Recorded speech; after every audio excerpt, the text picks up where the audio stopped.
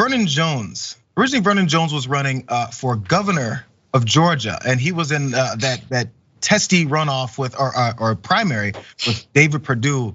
But Donald Trump convinced Vernon Jones to get out of that race. He'll give him an endorsement as long as he runs for Congress in the 10th district, which already has its collection of deplorable Republicans already running.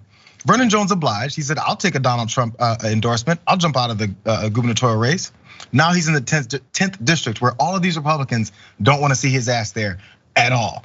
So over the weekend, he went to this event down in Jackson County, I believe, and had a bit of a back and forth argument on stage with the organizers because the list of speaking order was thrown off and he was a bit screwed over. Let's watch this.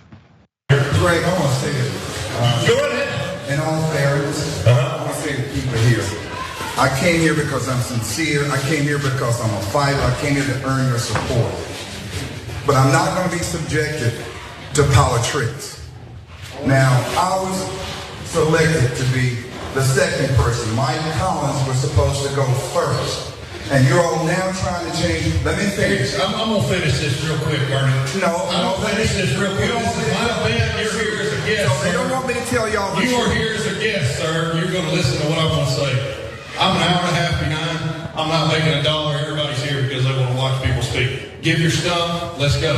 As I said, they're playing politics. Because Mike, he wants to go second because all he does, everywhere he goes, he attacks me after the fact, and I don't have a chance to respond. I'm not going to play that game. He has called me some mean things. They actually tried to get my campaign manager tonight to go now and pull my name out of a hat. Let's have a drawing. No, we were told he was going first and I'm going second, and that's what's going to happen. Why don't you just talk about what you're here to talk about? I'm not going to do that. I don't play games like that. Look, You showed up after 7 o'clock when the speeches started. So if you weren't No. here when your time slot was ready, enough. my time slot was 8:30. I was here before 8:30, and I was told well in advance that I would be the second person after Mike Collins. Now they changed the rules on me. Now if y'all don't think being fair is being fair, then that's fine. I'm not going to subject myself to this. That's not right. And he does have the right not to speak if he would like to, so don't hold against him. My man Vern is going through it down there in Georgia. They keep cutting yank. And by the way, I believe every time he's had an issue with these folks, David, I feel like I believe him, even though he's following Donald Trump down the road to nowhere. But in this particular instance, I'm gonna bring up another point about Mike Collins, but first, just the reaction of that was a very uncomfortable situation that happened there. You know, it was uncomfortable, and whenever I hear somebody with a thick Georgia accent, a white guy telling an African American, "You better follow what we have to say," I mean, it was just like dripping with racism, regardless of what his political positions are. So that made me really, really uncomfortable, and you know, this was a bad look for everybody involved.